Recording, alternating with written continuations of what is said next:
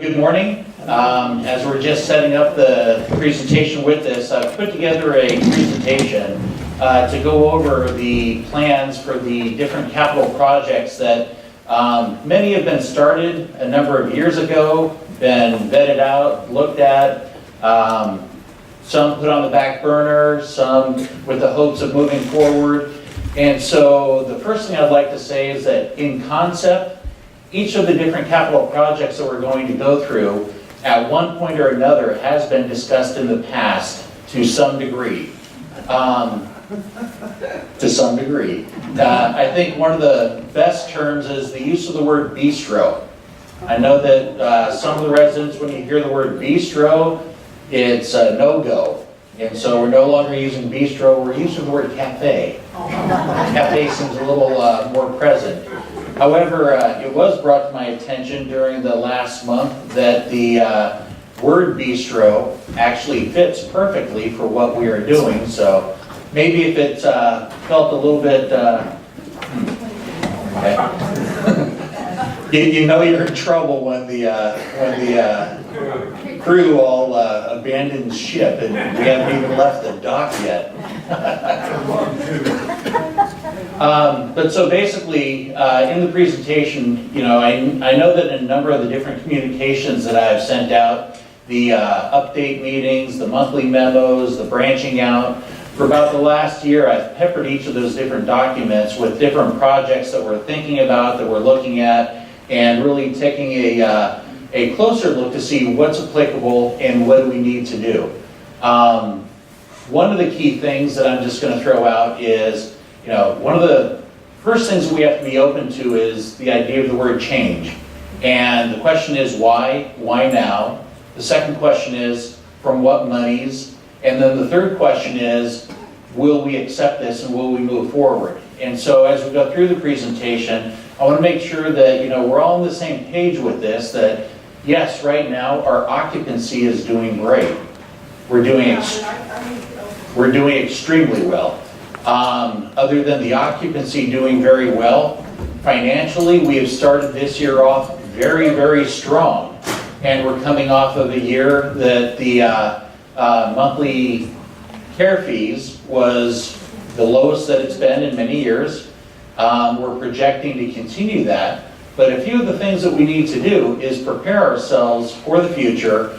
And, you know, one of the biggest things that happens with a number of companies, it isn't until there is a turn or a sequence of events that's considered negative that companies typically look at going the next level or making sure that you're prepared for the next generation, so to speak, of residents moving in.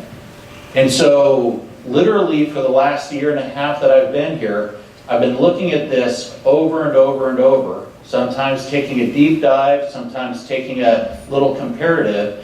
And what it really comes down to is, yes, we have a great community here. Yes, there's a number of things that we can improve upon. Yes, there's a number of things that we can do to make the social environment and the services that we're providing better for everybody. And then in addition to that, what can we do to make sure that there is additional revenue streams to help maintain a lower monthly care fee? So in putting all of this together, I'm glad when we have somebody else dealing with this. But when we put all this together, it's really a time right now that we have to look seriously at what are we going to do to be ready for the next generations of residents that decide to live here at the Sequoias. Every year, marketing, Allison and her partner Donna, they do a little bit of research to see what the competition is doing, how we measure up against the competition. And, you know, very clearly, these are all bits and pieces of really looking forward to the future so that what we do now is intentional, is timely, so that we don't have another dip in performance, either by occupancy or by revenue, and that we basically have as best of a plan to maintain stability and move forward. So this is something that puts us positioned in a way to look forward not just 2, 3, 4 years, 5, 10, 15, 20 years towards the future.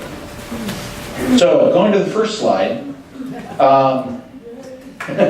Thank you very much. Appreciate the diligence, and we are there. As I was saying, this is an effort to stay current with the trends, meeting the challenges and the needs of the current and future residents. We reviewed the community's performance standards, services provided, and the quality of care. Often, such a review is completed retrospectively following a decline in business performance. It's imperative that we stay competitive and attract the next generations of Sequoians. This presentation includes future concepts and plans to reposition the community and remain a leader in the CCRC market. Now, this whole discussion again is kind of, are we ready to accept change? And early on in my career, there was a real quick read that one of the marketing persons gave us. I don't know how many people have ever heard of this book before, Who Moved My Cheese? It's kind of tongue-in-cheek. It's kind of not really a deep read, but it gets the message across. And if you ever have that night of insomnia that you're looking for something to read through, feel free to look this up. I think it's available online. But it really goes through the ideas of when we're accepting change, are we the person that's going to basically say, well, change isn't happening, I'm going to be resistant, or well, change might occur, but I'll wait and see what the other people are doing, or, am I going to wait until it's the last minute and the last effort?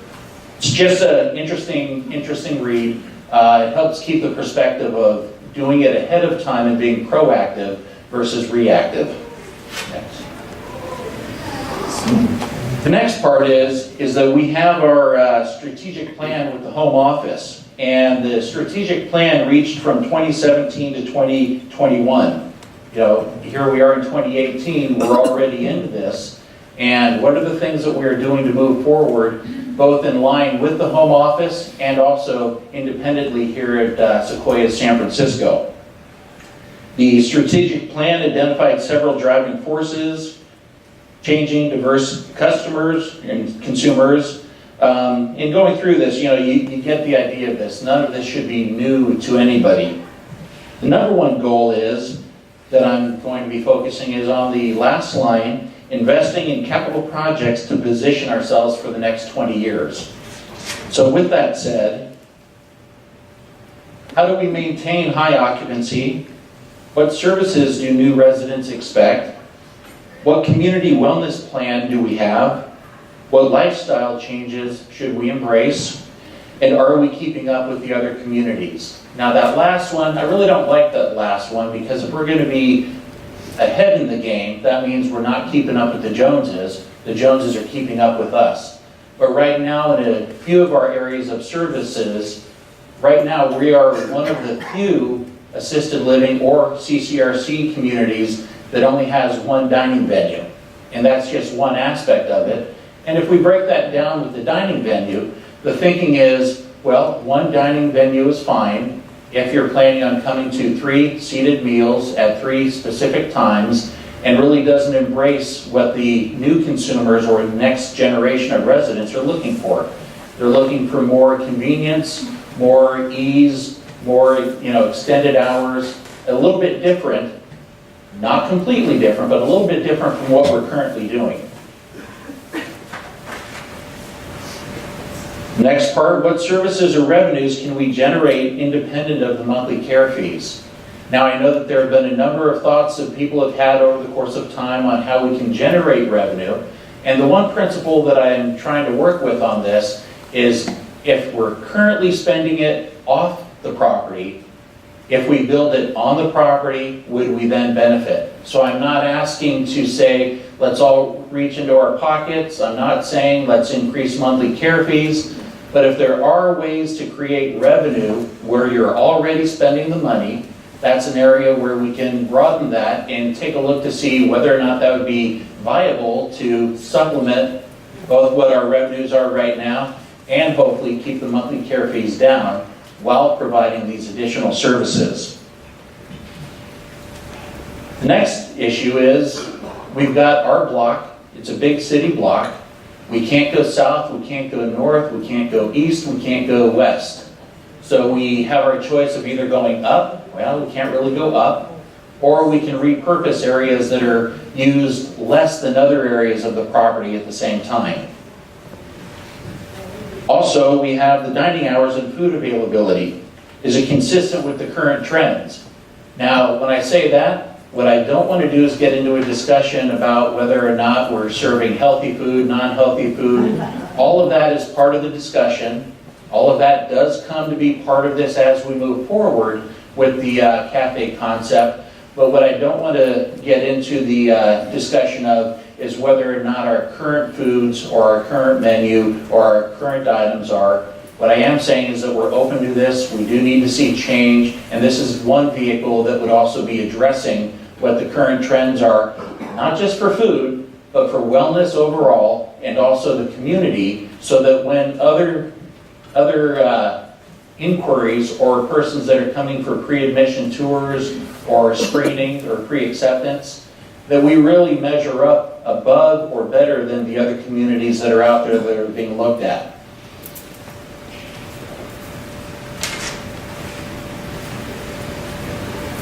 So the question is, again, the next capital projects to move us forward is a CCRC. What are we doing now? Well, we know that we're doing preventative maintenance. We know that we're doing facelifts in the higher level of care that's been consistent over the last 3 years, and also what we're currently doing with the health center. We've also done the audio visual.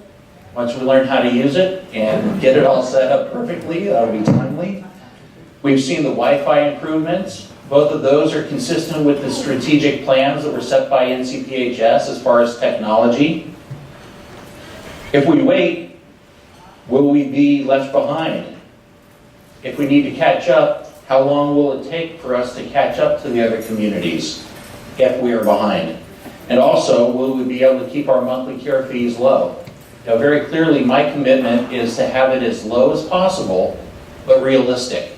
So I don't want to oversell or over accentuate the idea, but very clearly the monthly care fees are extremely important in my mind on satisfaction of everybody in the community.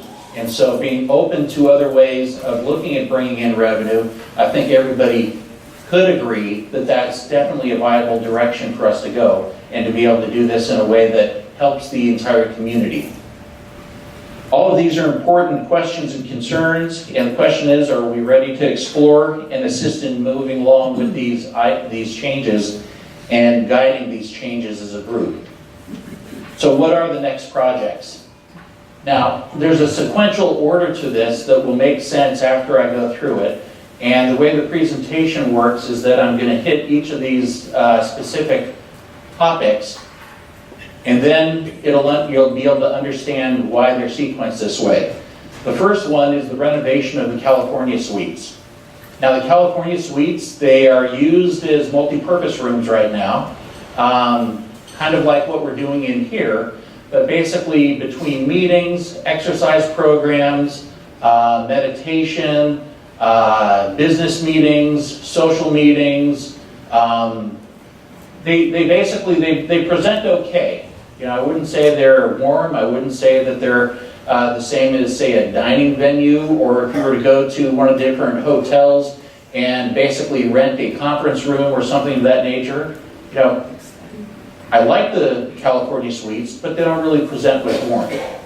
So one of the ideas is going through and updating them so that they could be more intentional for both a backup dining venue and also for meetings, and be a little more service purpose for those two focuses versus a lot of the activities or other things that we do in there just because we're limited on space. The second item is the second dining venue with expanded hours. The concept is grab and go of food and beverages. And this would be food and beverages that are not available in the dining room. We're not in competition with the dining room, but we're looking at a different way of bringing in other items. There have been a number of ideas that have been tossed up on the board to see what sticks. Everything from live kombucha tap all the way to beer and wine if we can get the license. different types of coffee, better coffees, you know, basically even having like a coffee of the week or a coffee of the month. Espresso. Is Herbert in here? Hubert? Please, everybody, when you see him, let him know that coffee was discussed in this meeting. I tell you, that has been one thing that has really been made clear to me, the desire to have a really good quality cup of coffee, espresso, or something beyond what we're currently serving. But again, the idea of the grab and go is with more of a kind of, you know, I hate to put names to it, but if you think about Tully's, Pete's, Starbucks, if you go to any of those venues, you see a different type of food that's being served there. You do have the quality coffees. There are other things that we can adopt into this as well. But the idea is that those persons that are still active in the community and need something to go, this would be a variation on that. It would also be open to staff that if they wanted to get their latte, their coffee, or their other items as well, that would be a source of revenue. The price point that we're trying to focus on would be less than what you would pay if you were going to a Starbucks, a Pete's, a Tully's, or one of these other kiosk type places. It's not a matter of trying to make a profit. It's a matter of having a little bit of revenue that would exceed the costs so that it does benefit and also add more variety on what we're serving to the residents and the visitors that come here. Believe it or not, last trip to Oregon, we actually had about 7 different kombucha taps that you could come in and fill a growler every day in a 7-Eleven. And that just kind of like was, never even thought about that. And I don't drink kombucha, so this isn't an advertisement, but nevertheless. The next item is the wellness to the roof. The roof right now, we've got 2 nice rooms up there that are, you know, they're not huge, but they're well purposed for having meetings. If we were to change how we have the roof to make that a wellness area that would have a large rehab gym style area with a nice wooden floor, with the different equipment up there, space to do group exercises, and then carry that out to the outside area of the roof.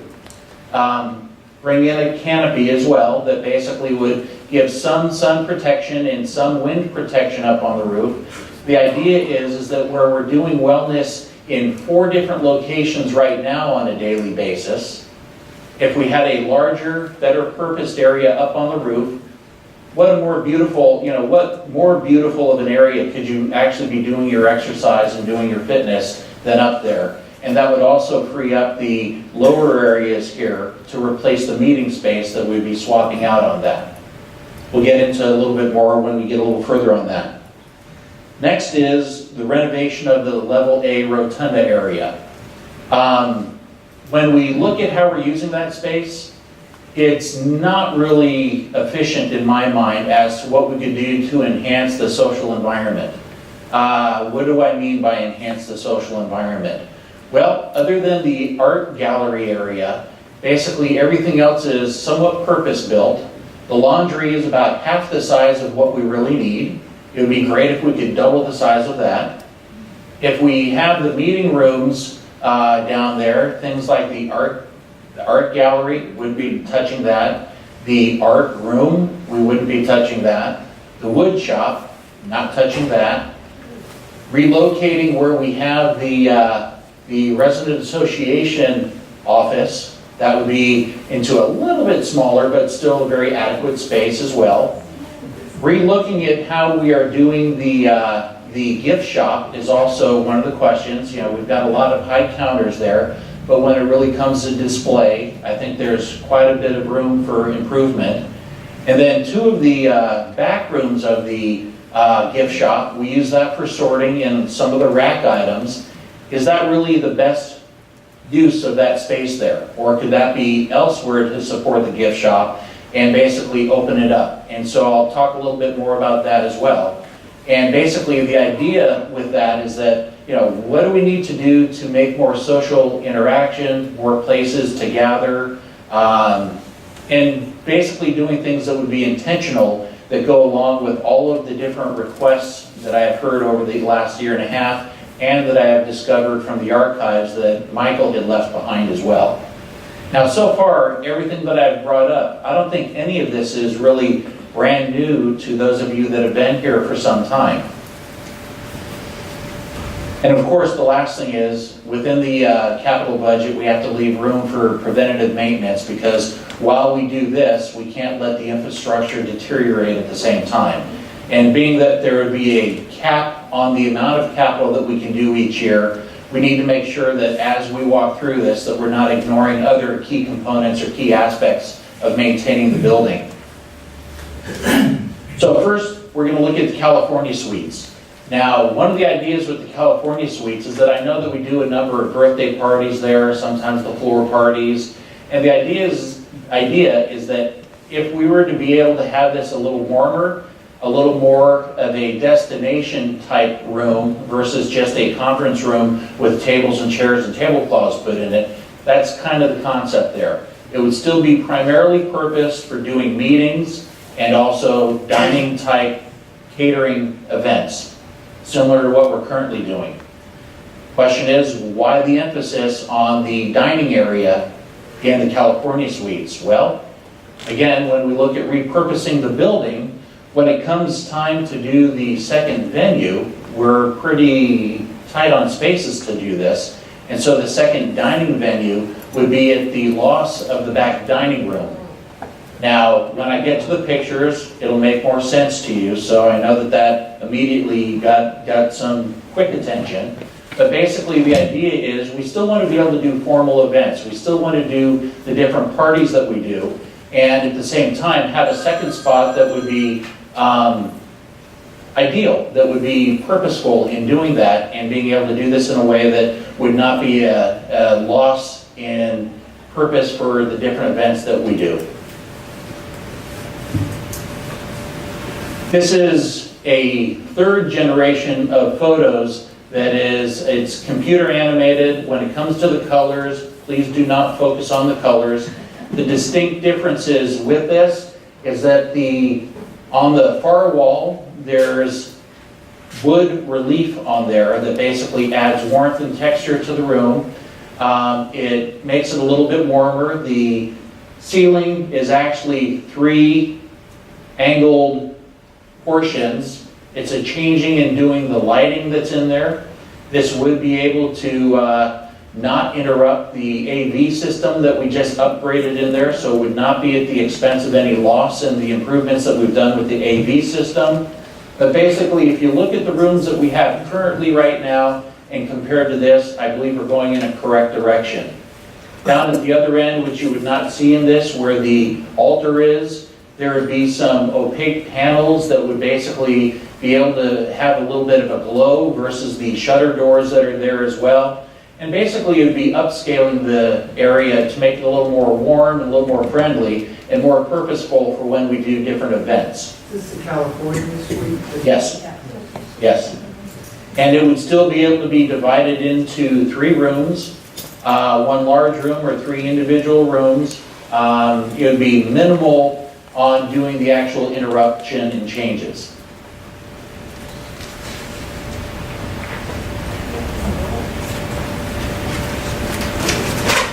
Next is the second dining venue. Okay, so over the years there have been a number of places that have been considered for bringing in either the bistro or a second dining venue, and at one point they talked about doing this in the rotunda area. At another time they talked about doing it over near the library and the atrium. I'm not sure of other spots that they had talked about, but I know that a number of areas have been looked at, and the first comment was, well, we don't want to do anything to change the atrium. The atrium is beautiful and it can be quiet, it can be, it's a very enjoyable spot. So if we were to put a espresso machine in the atrium area or in the fireplace lounge, you would hear that between floors 2 and 7 every morning with that high steam coming out. The smell of coffee and pastries might be enjoyed, might not. But so we walked away from that area. The rotunda area, when looking at doing that, doing the venting, doing the plumbing, doing the things that would have to support another dining venue, That added costs immediately that were incredible. One of the key things that they had to walk away from immediately was the whole idea of doing the venting that would be appropriate for that kind of service. And so basically, that would also negate it. And then my other question is, why would we want to tuck it back in the rotunda area a little bit further away, and basically then everything's going to have to travel back into the building versus having a seating area or a social area that you could really enjoy it? Let's see. So the idea with the second dining venue then basically looked at what space do we have in the building. The other idea that had come up several times is, what if we were to go up to the roof with a dining venue?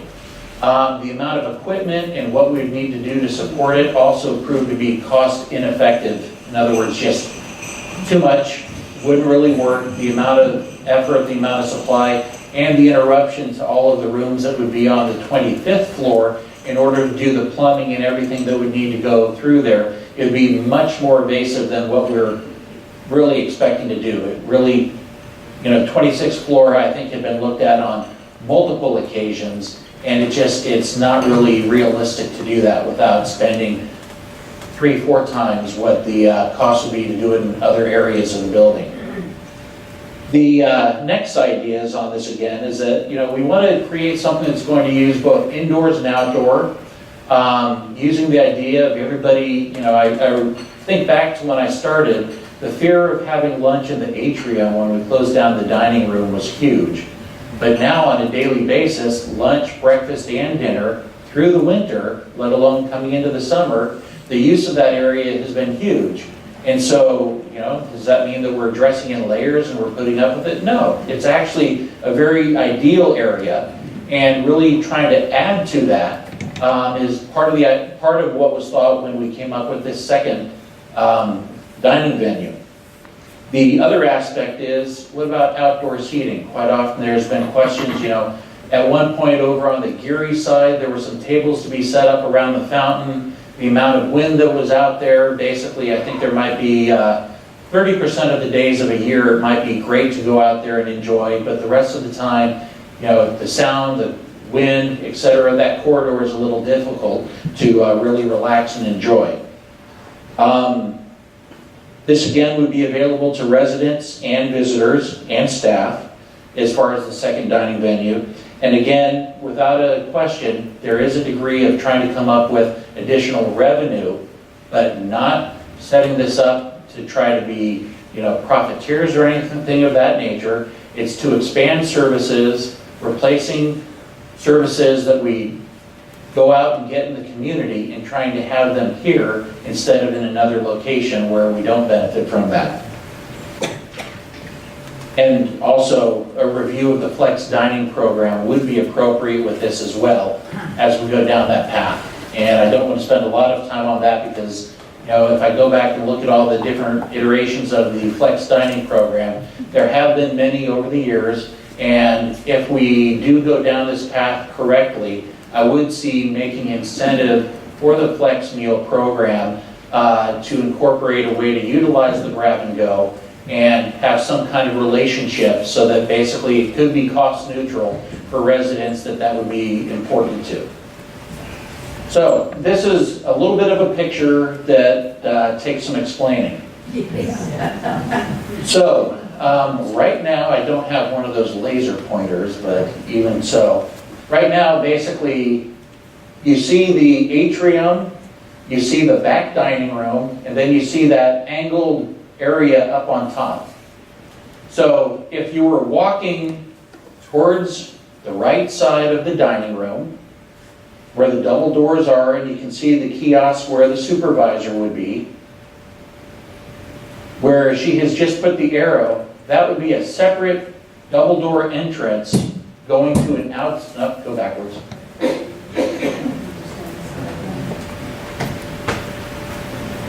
You have to go back. Backwards. The first diagram is not clear.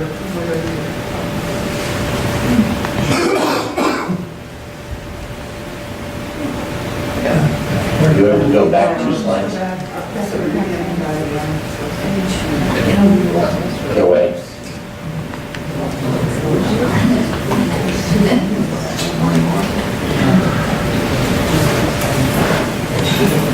Okay.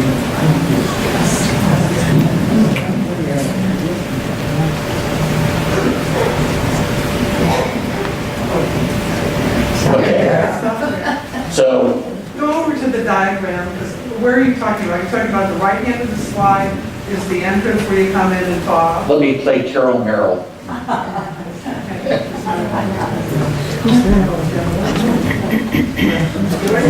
Okay, so this here is the main dining room. This is the side over here. We are currently in the auditorium right here. So we're dealing with right behind this wall here. We've got the double doors that go out to the Post Street side. And what would be built would be carrying out and building a new wall starting here. There'd be doors again going to the outside. This wall would go down parallel to the back dining room, would stop right about here, have doors to the outside here. Where the windows in the back dining room are, those would be opened up so that the back dining room and this area were all one purposed area now. Here is where the second venue would be. This would be with large windows at the end so that it's open. It would also have a lot of sunlight. The whole idea is to have it as bright as possible, looking towards the ocean. Do I have everybody in the same location now? Let's go to the next slide. So in addition to that, what we're looking at is over in the corner of Laguna and Post, we currently have this cement structure that's out there that's somewhat of a windbreak. Part of the idea is to bring some tables out, put a nice outdoor fire pit, gas fire pit, have different seating, have radiant heating, and be able to have this as an outside area to enjoy as well. On the, probably a little more than on the Geary side, but more frequently on this side, it's a little quieter, you have less wind in that corridor, and we would also be setting up an area that we'd be able to do some outdoor catering too, if people wanted to, including barbecues and whatnot. One question that came up is, in doing a barbecue, would that be something that we could independently use? Could we do this? Could we do that? Realistically, it would be something that would be events only. It would not be something that you can go out, buy a couple steaks, come down, flip on the barbecue, cook it yourself. Not going there. There's too many issues there. And in addition, if we built something rigid, the requirements that we would have to do that, again, would make that cost prohibitive. However, if we have the same barbecues that we currently have and roll them around when we decide to do an outside event, roll them up, use them, tear it down, we can do whatever kind of an event we would like. Now the other aspect is, inside here, there would be some tables, an area that would be kind of like a ledge or a bar area. When I say bar, I'm not thinking, throwing back the martini club. But basically, being able to sit down and between the different seating areas inside here and in here, it would be a little bit different of a venue. It would be a little quieter, little relaxing. And the idea is that it's more of a lounge, more of an area to come, have that nice cup of coffee, have a little quiet space, meet a few people, have some guests, relax, enjoy, and also with extended hours and in the afternoon and into the evening, being able to use the outside area as well.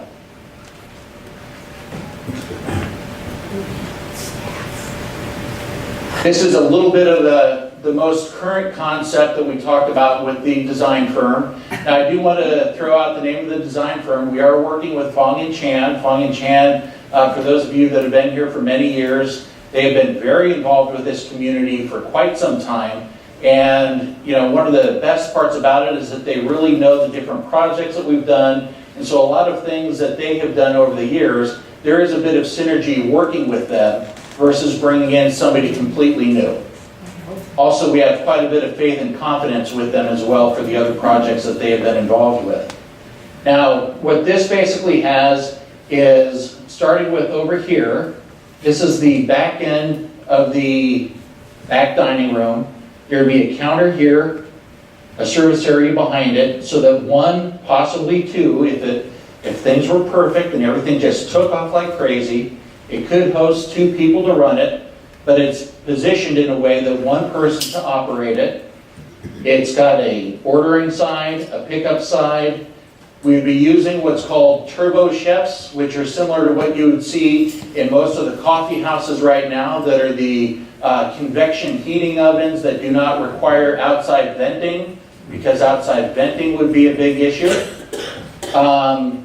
It would be able to also be done in a way that would, if we do get the beer and wine license, there are ways to move some of the items off the counter for doing different hosting of different parties or whatnot. There's a lot of adaptability and different things that we could purpose this space for in doing such. It does include having recycling and busing stations on both sides that would be built into it, so that's part of the idea in design. And then back here, it actually has what would be a refreshment station that would be more focused on if specialty teas or things of that nature are desired, you'd be able to get the specialty teas. Hot water, ice water, and whatnot would be down here in this area as well. So that if somebody just wanted to access that, either bring their own tea or get a specialty tea, that would be able to be accommodated. So we're looking at grab-and-go foods. There'd be some that's chilled, some that can be warmed, possibly specialty ice creams during the summer. There's a whole bunch of ideas that have come up from this. The the tea area as well. And again, it's changing the purpose to be more of a lounge or more relaxing, so to speak. Actually, I'll probably just stay up here at this point. Now, do not pay attention to the colors. That's got nothing to do with it. This is, that's about as bland as you could possibly see it. But this gives you a little bit of an idea just in the concept. So it does show the open wall going to the second area. It shows the idea of the space. The configuration at the far end is not the way it was shown in the other picture. The main thing here is to show that it opens up to the second room and how bright use of windows and lighting and natural lighting that is. And then this picture would be if you were actually walking in from the atrium through those doors and looking out. That would be the view that you'd be seeing looking towards Laguna with post on this side. Does everybody understand the orientation on those rooms? Yes. Okay. Now, again, a lot of the synergy that we had from this is that there had been quite a bit of groundwork already having been done on this as one of several concepts in the past. So right out of the gate, a lot of these things that we're showing today, monies have been spent in the past to look at the feasibility of doing this. So I don't want everybody to think all of a sudden we're just doing all these ideas and thoughts that are costing us a lot in capital money. This is really looking at things that have already been introduced and carrying them forward. And if we need to turn left in some aspects or go to the right in some aspects, this is that starting point. Wellness to the roof. Okay, so right now, if we were to go up to the roof and we come out the elevators, we make that turn, and we go up that little incline, the concept here is, what if the 2 meeting rooms, what if we took those rooms all the way out to the exterior wall? We'd be expanding those rooms on each side by about double. And if we made it one large room, that would be a completely different atmosphere up there. We'd be able to put quite a bit of equipment up there, and at the same time, really embrace the whole idea of being outside in a large area, wind protection, you name it, be able to do group activities, individual activities, bring in equipment, some equipment that we would be basically starting new, but really follow the profile of what we're currently using in the community. This would also, with the idea that the meeting rooms up on the 26th floor would no longer be there, well, we've already renovated the California suites. If the things that are exercise or wellness promoting in the California suites are moved up to the roof, that frees up the California suites again for other meetings, so there's a little bit of a trade-off there. Let's see. a canopy to the outside. Now, one of the things we love about the roof is that it's so beautiful up there. You're able to see for distance, you can see for miles, and if you're follicle challenged like myself, you don't want to be up there too long without a hat. UV protection. What would we be doing to make it more enhance the environment to be up there for longer periods of time? If we were to cover about between 2/5 and 3/5 of the roof with a canopy that would have some sun break on it, and also we'd be looking at what the surface is. We've got that sponge up there right now, probably something a little more rigid, not necessarily firm, but a little more rigid, and being able to open that area up so that, one, we could be out there with groups, have some wind protection, UV protection, but still open on the sides and open at the far end. So if you want to stargaze, you want to be up there at night when we see the blue angels, you would still have that opportunity. We would not be closing it in. Couple suggestions have been made in the past of what if we were to just build a big aluminum structure around the building, make that an outdoor room. Not really practical. The expense of doing that at this stage in the game, as far as the age of the building, that would be extremely expensive. However, putting some kind of relief up there is able to be done and can be done in a way that would be enhancing the area.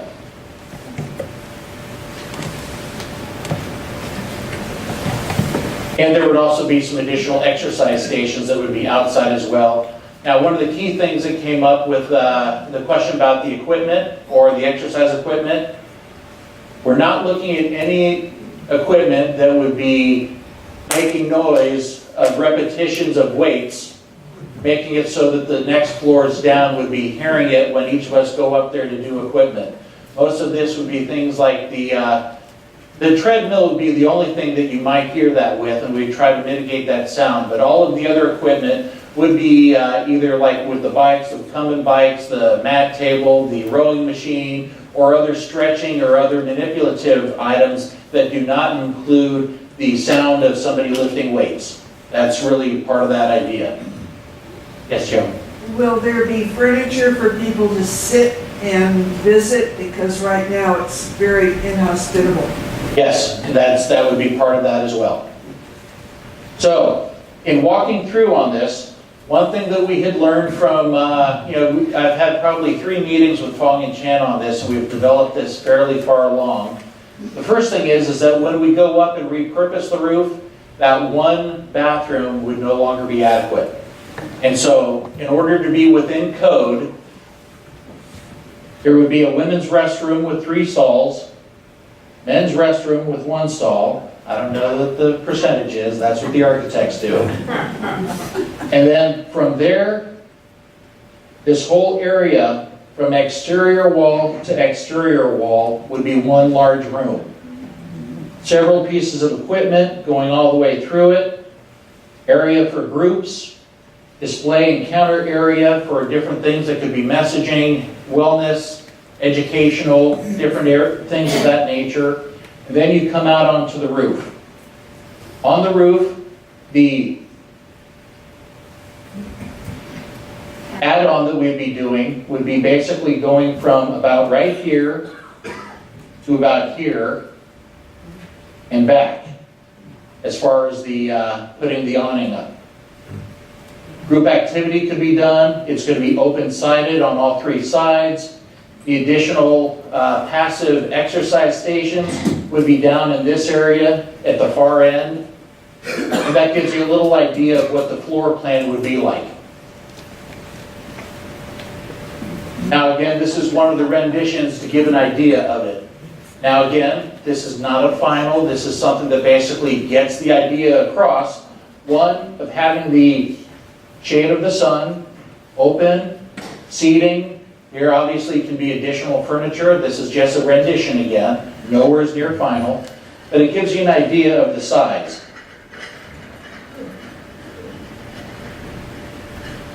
Now for the Rotunda Level A renovation. Basically, one of the things that's been made real clear to me is we don't have enough laundry space on A level. What we have in the towers, some is good, some is bad, not everybody has it. And so when I have floated the idea of doubling the size of what we have on the A level, that has been warmly welcomed. Oops.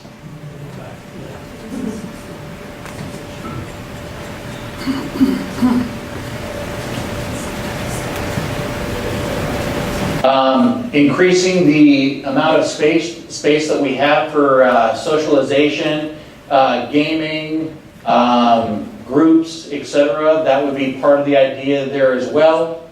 Right-sizing the beauty salon. You know, the beauty salon, I think the most I've ever seen in there at one time were 2 residents, 1 caregiver, and 1 hairdresser. And so we actually have a beauty salon that you could have, if this was in a location at a more public area, there would typically be at least 5 or 6 persons receiving service at a time, both between the hair washing stations, the drying stations, the cutting stations. We're really generous in the amount of space that we have down there. And the question is, do we really need that much space? So that would be something that we'd be looking at improving upon and gaining back some of that space for other purposes. The back 2 rooms of the gift shop, other than the clothing racks, you know, we're doing a lot of sorting, we're doing different things back there. Does it need to be there? You know, it's kind of like the idea, if you have high-end real estate, are you purposing it something appropriate for the area, or could that be something that could be in a different area that doesn't need to be where a lot of residents could benefit from that use? The fine art library, there have been suggestions on having those books in another location.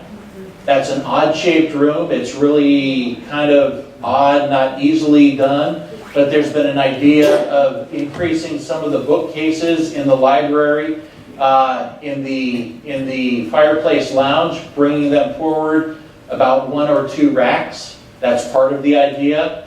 I know there's a little bit of warmth to that, not to that, but basically, again, these are concepts and ideas to carry forward and carry through. The office for Ray Bodewin would stay there. The office for the librarians would stay there.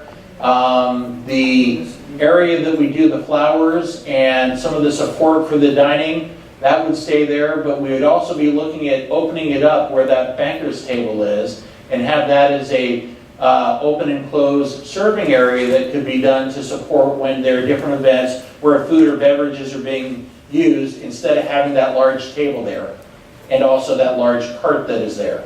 In addition, there was a couple thoughts of having a couple high tables there with higher chairs and a couple lower tables, and maybe doing a little bit with the furniture down there as well.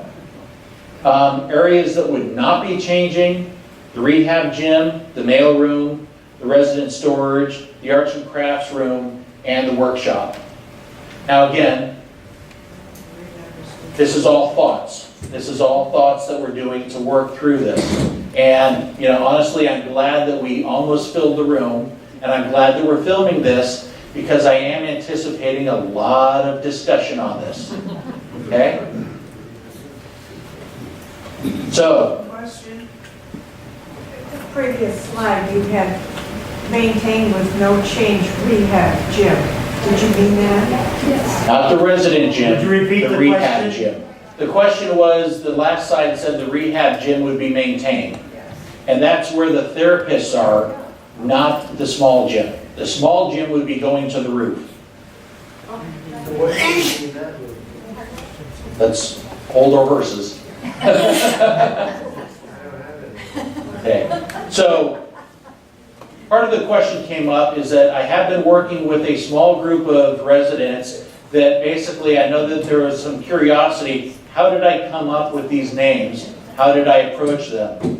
Basically, what I looked at is, you know, very easily I could have selected everybody in the building and really get the perspective of the whole group. And what I really wanted to do was come up with a good representative sample of people that have been here for quite some time, people that have been here that are new, people that have had other involvement in the community on a less involved level, such as, you know, I don't have any of the committee chairs from any of the liaison committees or from the family council. Basically, these are all persons that have very active roles that, from my observations, I believe there is somebody on this list that everybody in this room would be comfortable with talking about this and being a catalyst to move your information forward to me. This isn't to put them on the spot to ask, do you like it, do you not like it, what do you think about this? It's specifically to channel the information to me in a way that everybody would feel comfortable talking to somebody. And I can add to this list. You know, it's completely flexible, but I really want to appreciate the people that have worked with me so far that are on here in these meetings, because, you know, all in all, we're doing this together as a group. I want to be able to identify and react to anything and everything that somebody throws out as either have you consider this, or why do this, how about this? The one discussion that I don't want to get into is the flat out no. You know, if we just say flat out no, we stay the way we are, we do nothing, we take the roll of the dice, that's really not being proactive.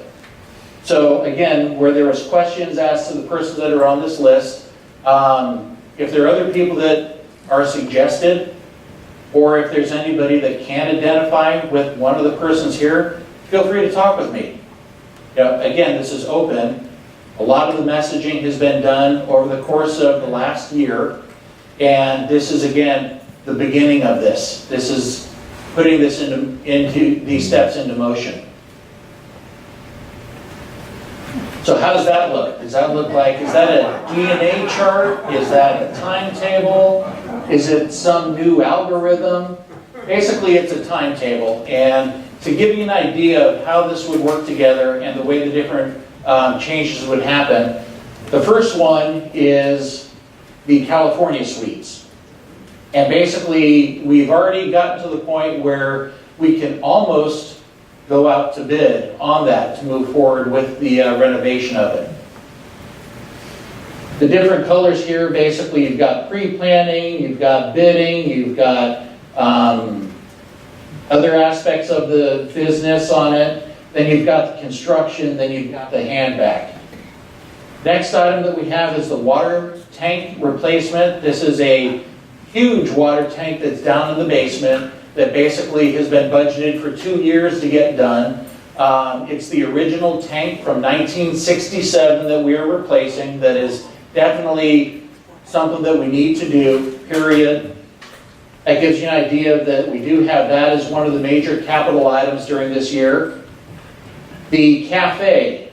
So again, looking at the colors, talking about concept in the pink, defining it, getting further along in the orangish color.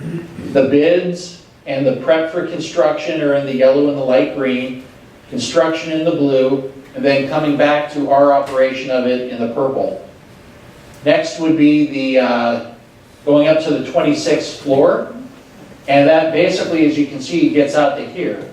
Now the first question is, hey, I understand the sequence of the events and trying to stack them.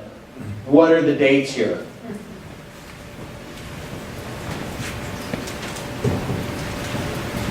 We are currently, oh boy, that's fuzzy even for me right here. Hope that didn't help.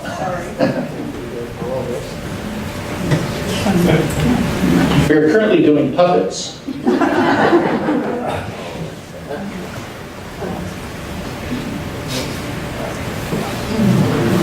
Could you spell the name of that company, Fong and Chang or something? Fong and Chan.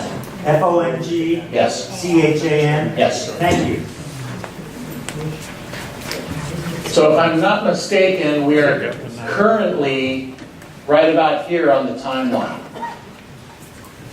And these are each 1 month in which we then come to, let's see, 19 comes to about here, 20,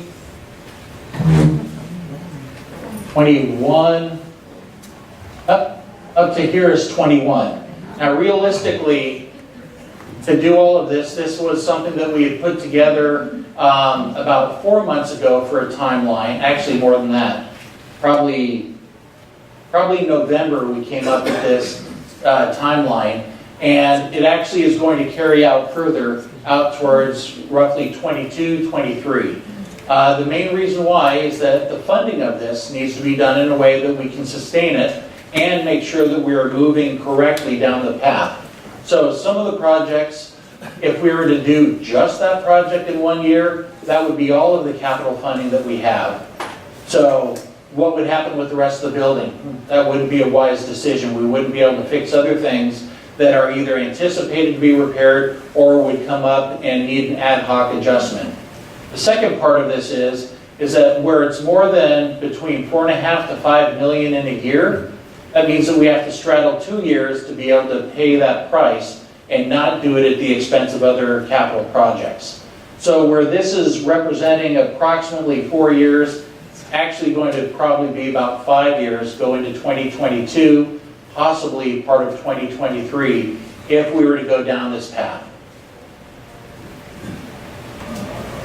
So the funding, one of the questions comes out right out of the gate. What's this going to do to my monthly care fees? How are we affording this? What is the structure? So part of this, if we go back and look at what we did with Don Menenga's show when he did the budget, we talked about what is being used for the entrance fees, or how the entrance fees are put back into the community. Capital funding is the #1 area that all of the entry fees go into. That's what gives us the budget to do it. None of the capital projects come from monthly care fees.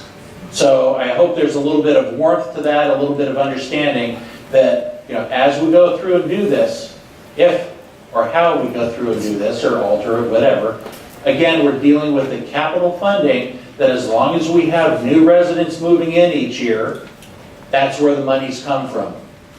And basically those monies are broken into monthly amounts during, for each person based on the life expectancy, yada, yada, yada, all the other accounting terms. But basically it is well funded, can be done, and basically timing and spacing of it is the difficult part on trying to figure that out. Realistically, a couple of the projects might actually, you can't go 3 years on it because that means that there'd be an interruption in construction. So there might be some fundraising that we try to do as well. And with that fundraising, quite often I'm sure all of us have seen different capital campaigns that have been done in the past with different companies. We may possibly use that as one of the strategies to keep the time frame shorter. Open to interpretation, open into many thoughts. So, with that thorough and complete of a presentation, I'm sure there isn't a single question out there. We do have a microphone that Adele's going to bring around so that everybody can hear. Could you send out the PowerPoint so that we can read the charts? Yes, there will be copies of the PowerPoint in the library available. Okay, can you send it out electronically? Yes.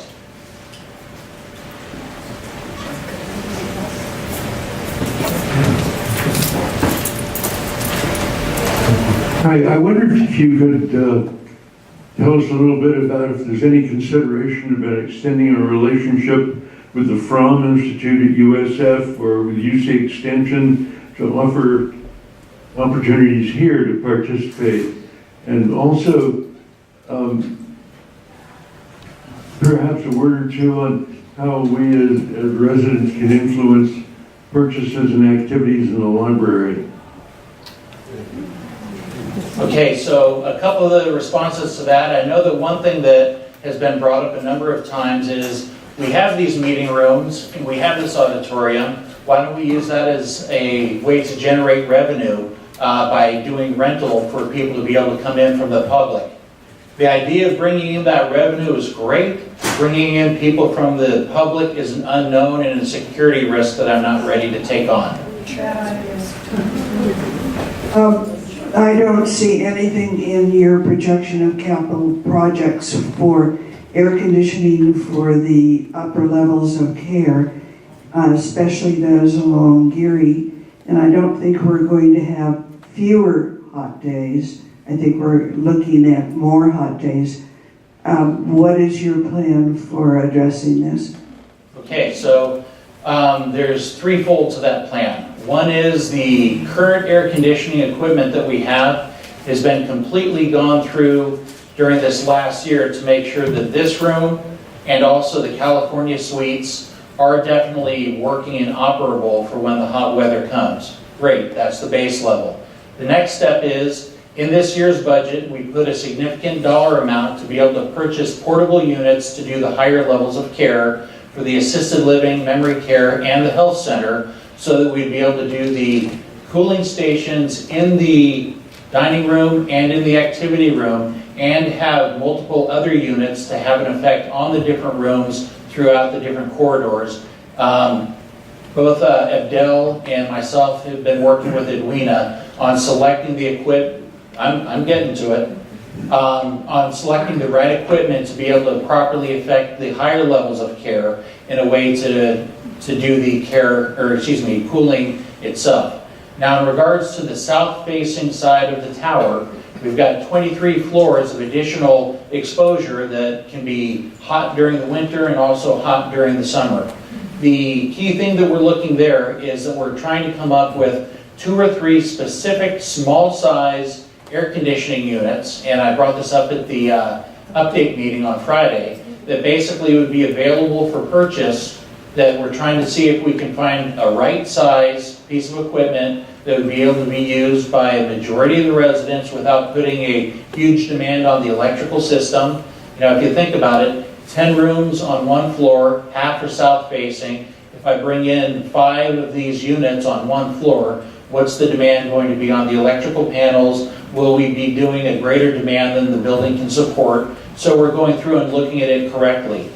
Several people already have a number of these smaller units. The unit that we're looking for, the criteria that we're focusing on, is that it would be able to cool approximately 800 square feet. It would be something that's about the size of, I did this before, but it was hard to follow, a small filing cabinet, something about yay big. It would not have outside venting requirements. It would have a condensation pan that would need to be relieved. And basically the price point that we're looking at is between roughly $270 to $390, so that it's something that would be affordable. And our hopes is that we can find a couple models that would be appropriate for a group purchase to support the residents to get the best price possible. And that would also be open to anybody that would, obviously if you're on the north-facing side, you'd be able to get it as well. Now the bigger question is, what about air conditioning? Why do we do these little approaches versus just biting the bullet and doing the air conditioning? Air conditioning for this building and the way it was built, we might as well start from ground zero and start over. The way that we have the air chases up and down the tower, the amount of window issues that we would have to approach, we clearly would be probably in a safe guesstimate in the tens of millions of dollars to correctly do that. We'd have to look at doing windows, all the door gaps. You know, if you think about when you go to a department store, when you open those doors during the summer and you get that gush of air, the whole premise that you have there is that there's an air balance in the building, and they have a higher air pressure in the building than outside. Right now, this building, it's a great building, it's a fantastic building. It is not hermetically sealed like a department store or other stores of that nature. For us to really be doing an air conditioning venting job, it's far beyond what the capital would be if we were to do it.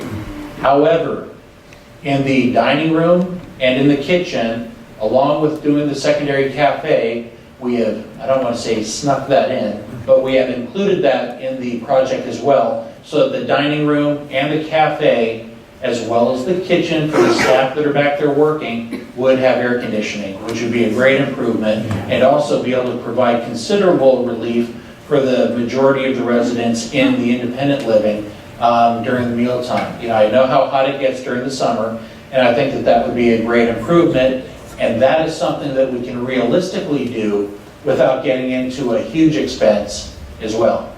I had two questions Yes. about the Bistro Cafe. The first one is that the last time I talked to you, I was so supportive of sell some beer and wine to make money, but I didn't understand these additional iterations. And at least 4 of the last 8 times I've sat in Surfside, we have sat in that second dining room. So I didn't know about your plan to take over the back dining room, which is a beautiful room with a window. And it seems like you don't have enough Surfside seating now with natural light. I don't consider dining in one of the California suites in a dark room.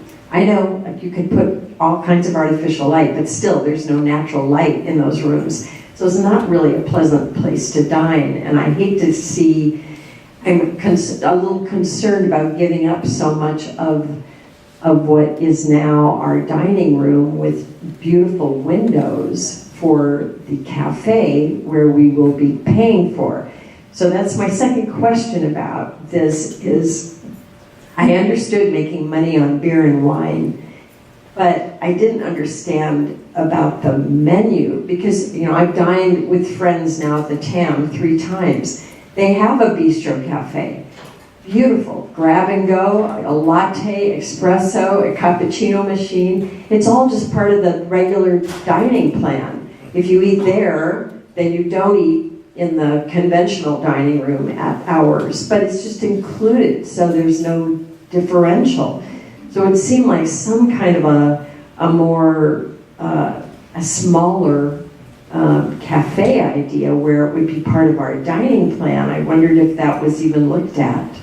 So one of the comments earlier when I said about the flex meal program, part of the concept right now is that with the flex meal program, if somebody says, I'm only planning on having 2 meals a day, and then there is approximately $100 that is put on account that they can then use to be able to bring in guests or other persons.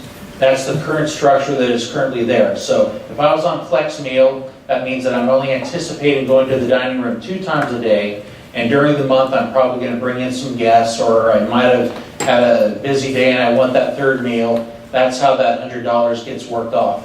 It is not a credit that affects the end of the month. It's a use it or lose it.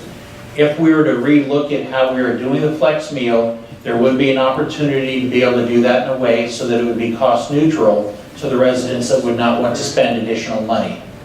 Now again, that's looking at broad terms as to how going through and doing that, and there would be the opportunity of being able to do that in a way that would be cost effective.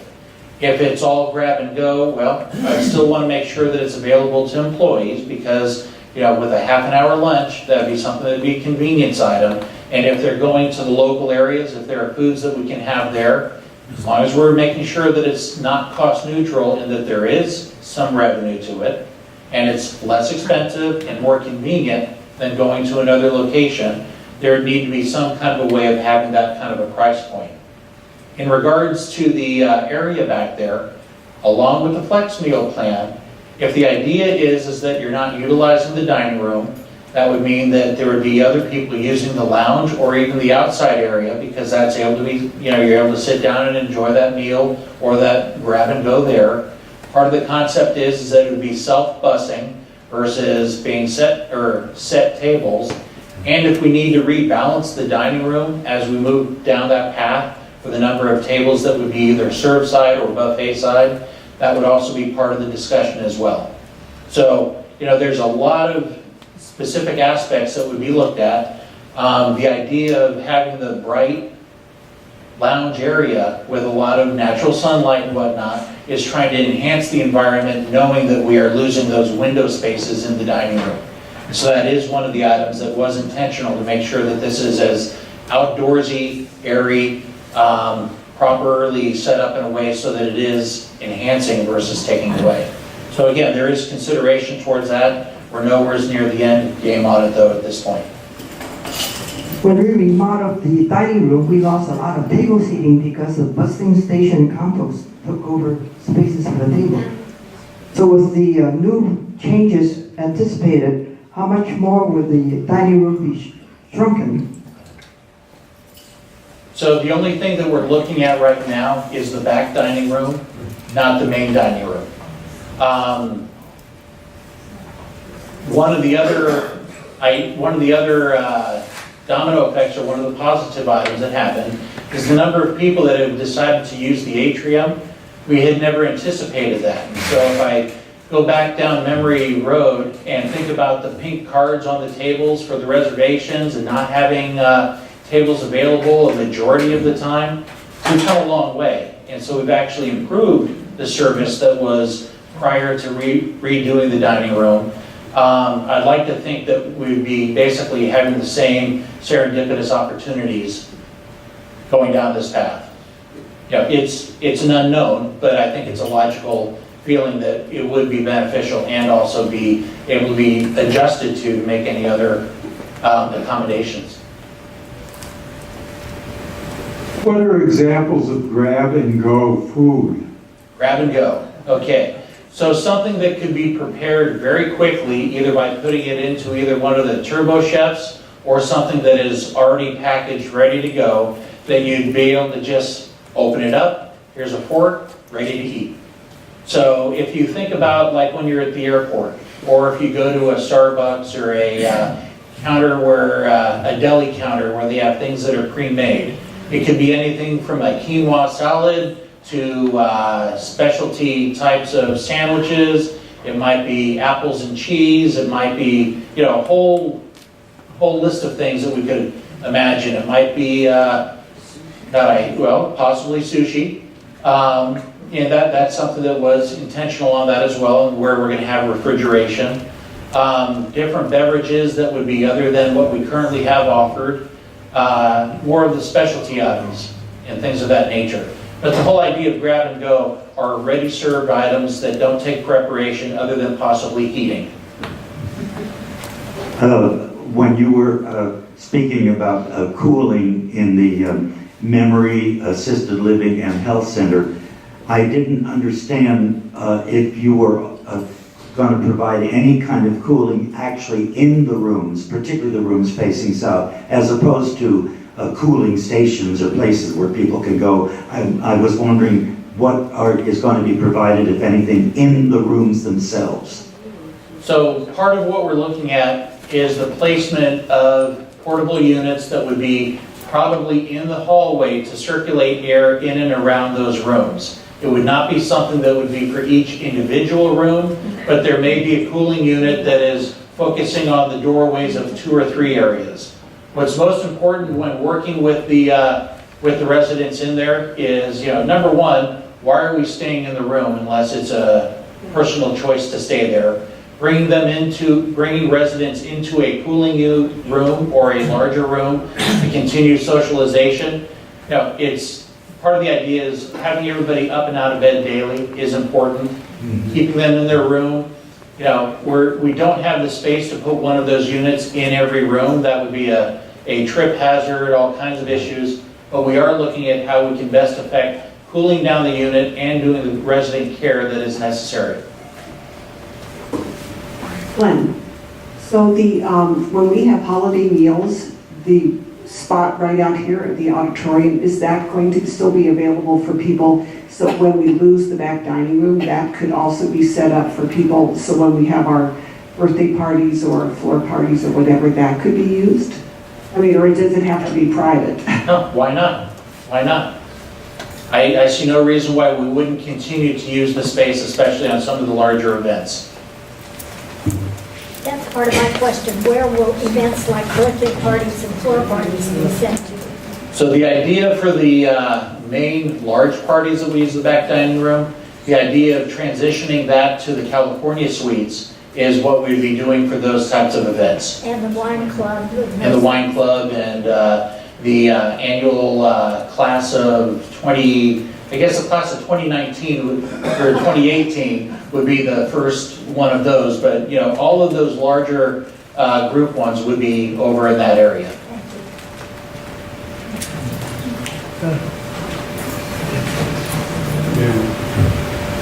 Thanks for the presentation, Glenn. On your very first slide, you used the word "we." Can we see that slide? Back to square one. We review the community's performance standards. Who is we? We, as a community, basically, there's a survey that is sent out for the satisfaction survey. There are the ongoing conversations that we have in the different committees. There's the performance review that we do for the variance report, the finance committees. So that's more of a global of what we're looking at as a community and the other information that comes to our attention during both, again, satisfaction reviews, when we look at why somebody may not have moved in. It's a global term, but it's inclusive of residents, management, staff, visitors, perspectives. So are you saying then that there are people who live here now, who are residents, who've had some input into these projects? Over the years, absolutely. Absolutely. That would include moving the gym upstairs, people have suggested that, or the location of certain things that you're proposing? I'll take credit for the idea of the gym to roof, but doing a restaurant on the roof and doing other purposeful ideas up on the roof, there is a history of those being discussed in the past. Okay, and on one of the very last slides, you had communication, people to communicate, that list of people. Yes. Have they been party to any suggestions or review of these projects before today? Absolutely. So they have been in, I think we've had a minimum of 3 meetings. Some of them have been one-on-one meetings for persons that couldn't come to the group meeting. That has also been in front of Fong and Chan in regards to the California suites and looking at several different renditions of the rooms. It has also included review of some of the plans, so if they see the nitty-gritty of it, not just conceptual. And the idea is that basically, it would be wrong for me to think that I can do this in a silo. That would be that's career suicide. The reality is, the more people that I get involved that are going to help communicate, move forward, I want to get as much of the input as possible and basically come up with a win-win for all the different ways of looking at this. Reality is we need to do something, and we need to continue to keep us as a premier community. And there are a number of things that we can also do to improve the building and the services. I'm open to additional suggestions. When I go back and look at it, some of you that have been, how many people have been here 10 years? A little raise of the hands. So would anybody care to opine as to what has been discussed in the past? Ralph? There was an environmental services committee 10 years ago that proposed putting the gym up on the roof. There you go. So again, very little of this is new, but the details, I will say, I'm sure are new or a little more relative to current day.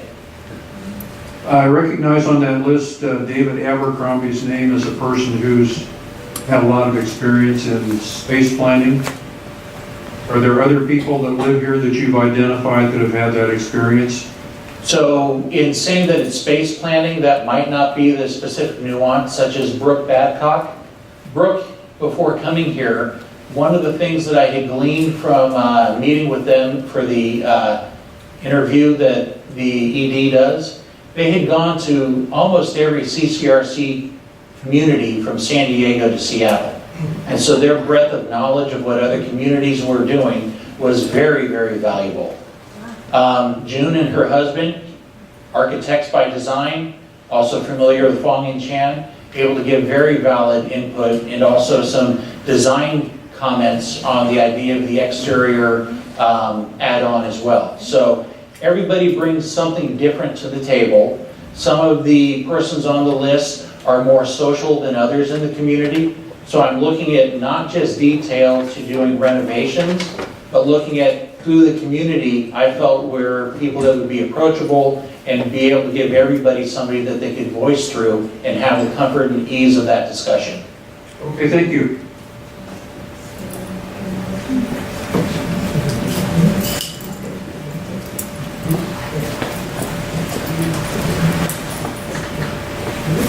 Early in the PowerPoint, there were a number of questions that you asked. One that large organizations should do periodically is a review of all expenditures to see which may be obsolete, redundant, there's too much. Forensic accounting to find out where there might be cost savings. That be added to be one of the questions that we go forward with. There may be money for capital projects that is being spent unnecessarily elsewhere. Okay, so we're looking at two different areas with that question. One is our operations, and the second is the capital funding. The monies that are earmarked for capital funding are for that purpose. I'm not aware of it going to other areas that would be considered outside of that, and I can look and find out specifically, make sure that that's 100% accurate of a definition. Entry fees, capital funds, not used elsewhere. The operations, every year I do go through, and in working on the budget, that's one of the key things that I'm looking at, that where we have monies that were budgeted, that number one, were not spent. The question is, why? And if we didn't spend it, is that something that we just didn't get around to? Did we put it off? Or were we over budgeting for that in the first place? Two examples right out of the gate, and one that's about to happen. One is, we know what we did with the rehab company. The rehab company has given us about a 30% decrease in costs with a 5% improvement in service. So that is a complete change that basically goes down that premise. Also, the company that picks up our hazardous and biohazard waste, the amount of money that we were spending there was ridiculous. And now we're paying approximately about 35% of what we were paying there before. Our oxygen supplier, same story. Our other vendors, same story. So in each of these departments, every budget, we do go through and look at that specifically. If there's a specific area that somebody would like us to look at more focused and be involved on the specifics or the details, I'm open to it. Absolutely open to it. Especially the money that goes to corporate. It's a very big chunk. Understood. Now, the one thing that I do want to throw out with corporate, I know that that's a large dollar amount, but the different supports and the different things that they fund that would be additional positions or responsibilities in the community, from my experience in healthcare, it's in line with what I have seen in different companies, both privately held, as well as Fortune 500, as well as CCRC, and CCRC communities, nonprofits. So obviously I'll still be looking at that closely. I'm open to discussion, and at the same time, I would like to make sure that I'm really putting a lot of time to areas that I can control versus things that I may not be able to control too. I'm open. Excuse me. I'm aware that there is an architect who either works for NCPHS, is on staff, or is just an outside consultant. Excuse me. Is she? I don't recall her name. Yumi. Numi. Yumi. Is she involved in? You mentioned Fong and Chan. Is she involved with this everything we're talking about? Also? That's where I was able to pick up a number of the synergies of projects that have been done in the past, so that we're not recreating the wheel or spending money that's previously been used to look at different parts of the property. So yes, she's involved. She's been involved back then, currently, and I do see her being involved in the future. She is an employee of NCPHS, so that does save us quite a bit of money, and at the same time, her knowledge and expertise far exceeds anybody on staff in this building, so it would be absolutely expected that she continue to have a role in this. And are you aware of the excellent or not excellent results of various projects that have been done in the past? In other words, apart from just having someone who's experienced with us, is it someone who has done good things for us or not such good things for us architecturally? And I have one example in my own mind that was not good. Well, I would be glad to have you after this elaborate to me. Yes. by no stretch of the imagination would anybody stay mute on something they weren't satisfied with. I'm sure that that feedback has been provided. I'm sure that, you know, when we look at what we're trying to do, the idea is that we're satisfying not just a simple majority, but as many people as possible, and that's something that I'm also very sensitive to. So if there are issues that have come up, share them with me. It's important. I will. But I was just concerned whether you had simply gravitated toward these people because they had been with us, with the Sequoias before, as opposed to actually you're checking into what they had done and how well it worked out. Yeah. So majority Okay, of I'll this, tell you what I know about later. Sure. And again, a majority of this has been based on the archives that I've been able to find, as well as talking with other persons in the community. So, you know, if there are areas that I didn't bring up that have been popular or discussed in the past, let's, you know, now's the time to talk about it. Well, the train has left the station, but will you tell us how the priorities were decided? So with the assumption that we need to come up with a second dining venue, that is probably the lead item. And then with the current situation of the wellness and the space for gym space and whatnot, that was prior to the discussion that we had of bringing in another therapy company, so that was independent of it. The reality is that as we move forward, if we do lose the back dining room to this second venue, that would mean we need another place to be able to do catering and also parties and have the replacement. So that's where the California suite came into the rank or the order or sequence, so to speak. So looking at that, then looking to the kitchen, I know that there's a number of venting issues that we are looking at for the kitchen that we're going to be independent of it. So in order to do the air conditioning for the dining room and the kitchen, putting that together in this project kept it from being two separate projects where there'd be redundancy. So that was part of what was also factored into it.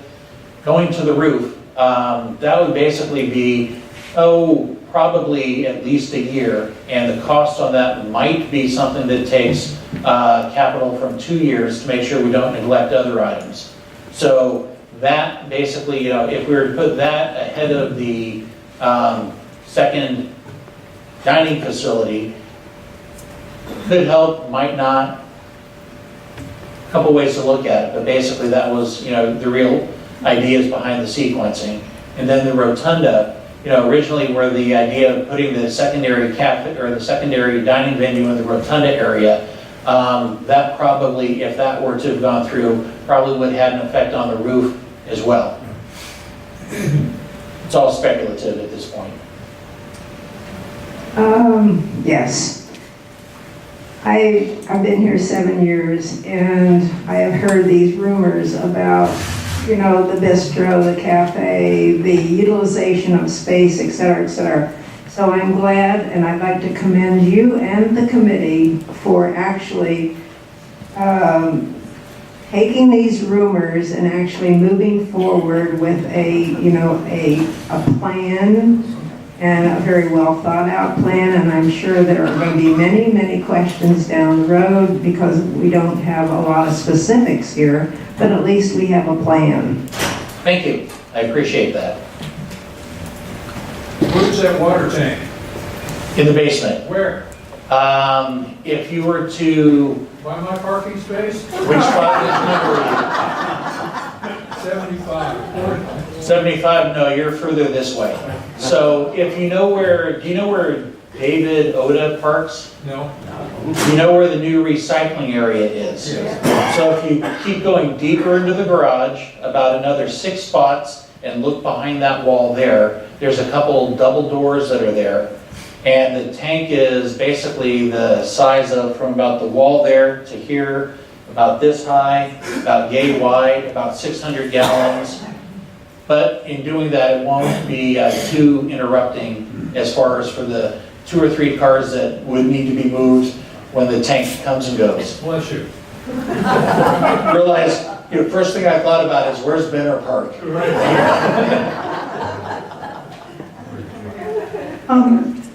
There was a very nice chart with all of these long-range projects on it, And you mentioned there, in terms of each budget year, there are other capital improvements and maintenance items. So is there a kind of a larger chart which interfaces those two needs so that we can kind of monitor, what might be coming up that would make delays in this for other needs, or how those two fit? Certainly. So 2 tools that we use. One is in MicroMain, that's the software.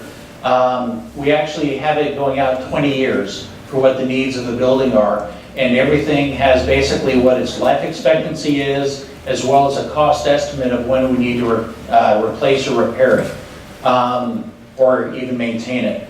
Earlier this week, Adele, Edwina, and Ray and myself were going through that and starting this year, starting early to make sure that we've got everything categorized in it, looking at things that have been completed, updating it, and making sure that will this fit into that plan. Secondly, in the budget that was put out for this year, on the back page is a list of all the capital projects that were funded for this year. We're also going through and making sure that we know exactly where we're at on which items are in that funding and have been completed and what those commitments are. The idea is that I would keep at least 30 to 40%, hopefully, of the capital funds available for the other projects that we need to keep going on, year to year. And so basically, if you figure on $5 million or $4.5 million per year, that's still a good chunk of money for doing things for equipment replacements. We've got the laundry done. That's something that basically the life expectancy on that is pretty far out. The kitchen equipment, pretty far out, except for maybe some oddball items coming up. Maintenance has done a great job on maintaining the equipment, the air handlers throughout the building, with the exception of the equipment on the roof of the dining room, which is in the cafe project. I could go on and on and on, but yes, the details are there, and it is something that we look at very closely. Glen, Yes. thank you for this presentation today. I have a question about when the gym moves upstairs, the resident gym, what happens to that room? And you also mentioned that the thought is to expand the laundry room. And I've been looking at all the places. I said, I don't know where they would put that laundry room, but. So hold on to your seatbelt. I'm going to do this one really quick because it's the least defined but most conceptual right now. So if I were to walk into the rotunda on the mailroom side, the first change that you would see is that after I pass the doorway to the gift shop, the next 2 windows are the back room and the laundry room. I'm going to clear that out so that that is completely open to the other side. Okay, so I've now made a large area of space that I'm going to be moving game tables, the computers, other things that can be social gathering spots in that area. As I further go down the corridor, the little office spot would be there still with the printer and the equipment for the residents. The resident gym that is in there, half of that would be the office for the resident association. It would still leave space for a desk and a meeting table and be able to occupy approximately 6 to 10 people in a small but adequate size space. Beauty salon would be next to it. Art room would be next there. Wood shop would remain the same. The game room that's currently there at the pool table would be back out to the social area. If we have a ping pong table overlay, I know that that's been asked for multiple times. Not positive on the ping pong table. That might go to the roof if we don't lose ping pong balls over the edge.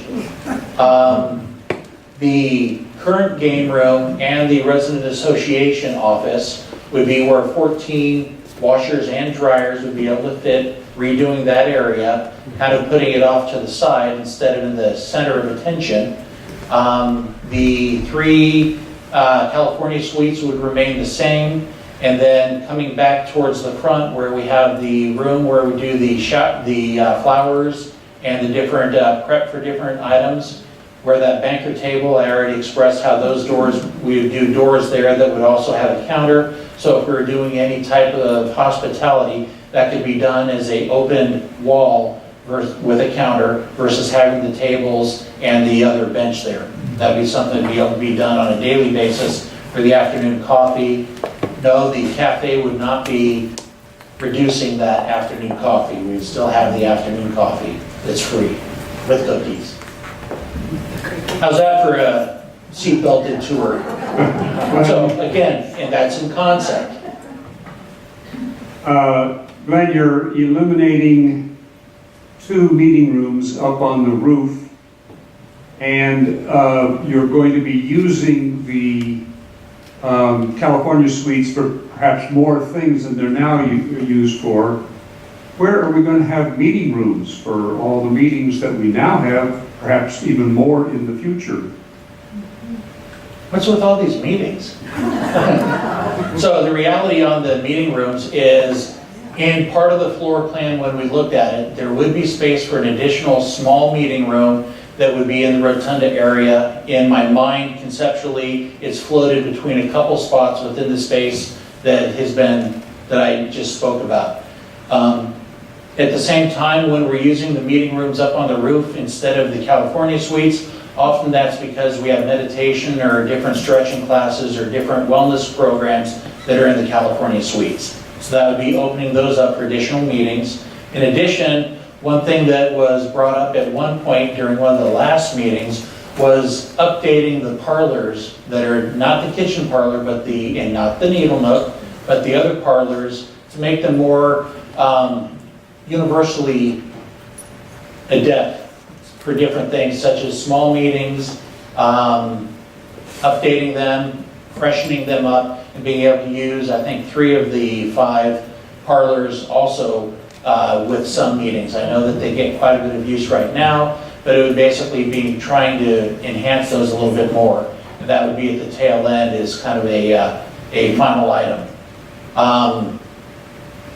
Open for suggestions as well. The idea of the meetings, we've got a lot of uptime and downtime, so part of it might also be looking at scheduling and how we're doing business versus trying to get the building to conform to what we're trying to do. A little bit of a little here, a little there, maneuvering.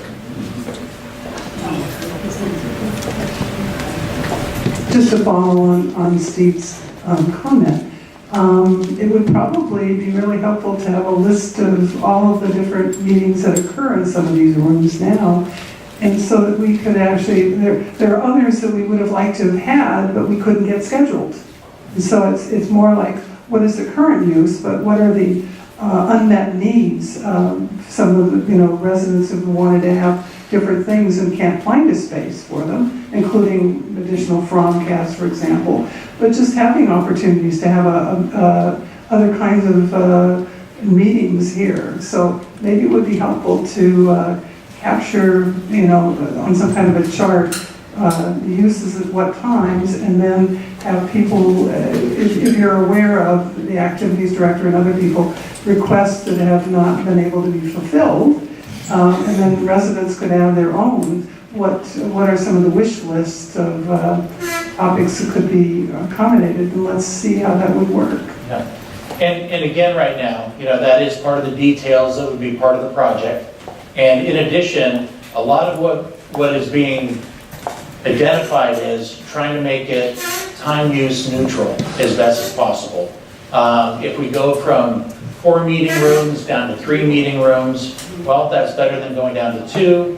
Are 3 necessary? Are 4 necessary? And at the same time, we're projecting 4 years out, 3 years out. So, what's the trend going to be then? What are the different ideas going to be at that point? It is part of the process. Still on the subject raised by Steve, there are a number of the informal groups that play games like Mahjong, Scrabble, and so forth. And it's been found for many of them that they won't fit into one of the parlors, too many. So they'll be totally lost in one of the California suite rooms. So the intermediate sized rooms on the roof are perfect for these right now.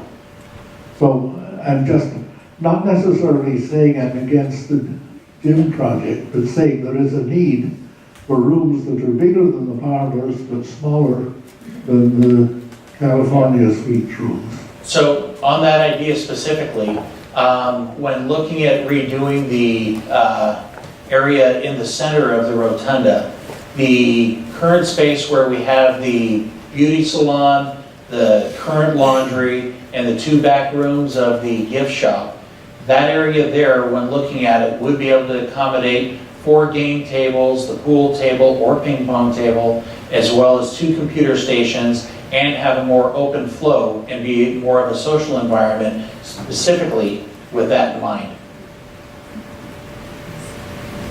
One of the advantages to having the gyms on the A level is that they're close to the health center and to the clinic as well as the health center. If somebody has a terrible event up on the roof, how long would it take medical personnel to get up there? That's one thing. The other thing is having the fitness gym down on this level is an advantage in that the therapy gym is not used enough at night or after working hours for the OT, PT people. So I'm wondering if it might be better to use the roof for the arts and crafts kind of work or the games.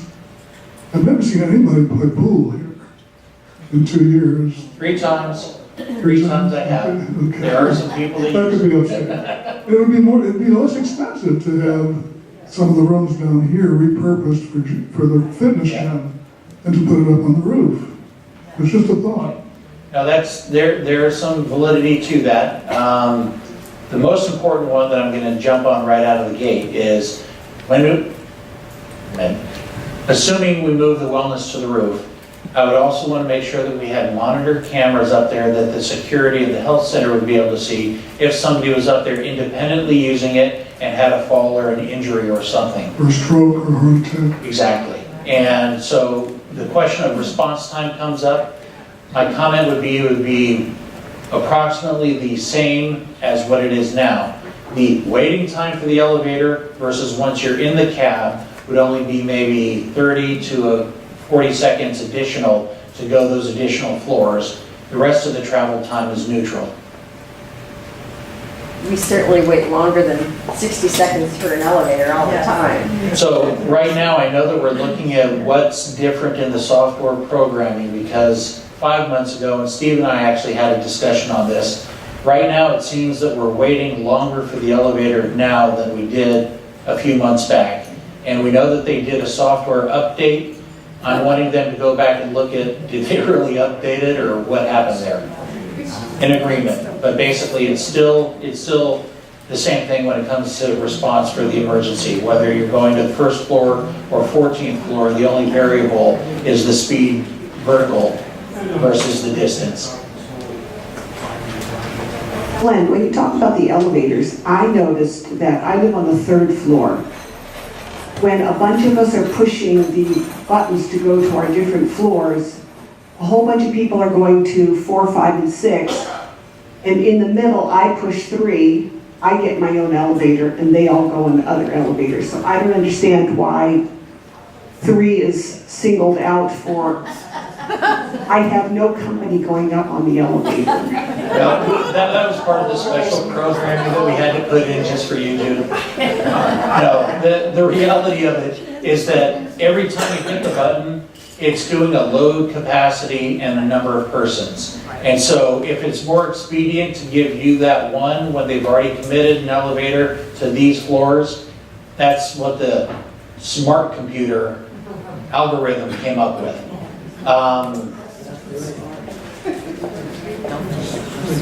Don't take it personally. My experience living on floor 17 is that a whole bunch of people may go on floors 13, 14, 18, and so forth. Then I'm put in a single elevator, then a whole more bunch go on to the earlier ones. And that does not make sense.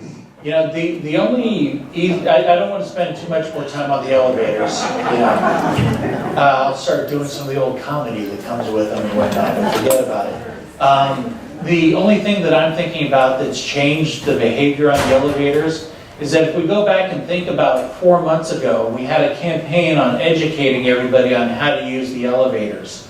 And in that campaign, we talked about the use of the handicap button. We talked about making sure that one press for each person in the cab. That also might be, now that we are more educated and we are using it the way it was intended, we are getting the just desserts of what it was designed to do. So part of it might be our own doing. Nevertheless, I will be speaking with the elevator group to figure out if there was something else. Sort of following up on Dimitri's question, do you have an insurance review of these pending projects? That these might change your insurance premiums? Is that an issue at all? Being that, depending on which portion of the insurance we're discussing, such as the building insurance versus professional liability versus square footage, if we're altering versus creating, I would assume that it wouldn't be too much of an increase. Obviously, if there's insurance for more equipment, there would obviously be a step up on that as well. I will take a look and ask the questions on that to see what Don can tell us before his departure in June. I was thinking about the structure that you proposed on the roof. If that were unstable and were to blow off the roof, an open roof. So specifically, the question was the stability of the canopy for the roof and whether or not that would have an insurance or other issues, implications. So the good part is that being that this had been looked at before as far as doing other types of construction on the roof, what we have already done was a fairly inexpensive wind study. Of the two different types of buildings that this building could be conformed to, there were two different ratings for the 26th floor that had to be looked at. Construction style A, I'm not quoting out of reg, but there were two types. So the first one basically had a threshold of gale winds up to 105 miles per hour. The second structure, which was more of a hospital or highly regulated type of building, was for the wind speed of 115. So they put together a wind tunnel model. With that model, they put little persons with sensors on them in different areas of the roof to see in those extreme situations, how would the canopy respond? Since 90% of the time, if not 99% of the time, it's a west to east wind and you have part of the shelter coming from the cement of the building, that clearly makes an impact, and actually we passed at both speeds of up to 115. The second part of it, by having open sides, that also allows more space and less of a compression, so to speak, or any venturis of wind flow that would have a negative effect on it. Originally, we thought about trying to close it in, and that basically would have done more or less like a big venturi with wind currents that just would not have, it wouldn't work. Wouldn't work. So yes, we've looked at a couple iterations of it. I did ask them when they were done if we could have the model of the building, just because it looked cool and neat. Or the videos. Absolutely, absolutely. We do have the report though as well, more importantly. Thank you, everybody.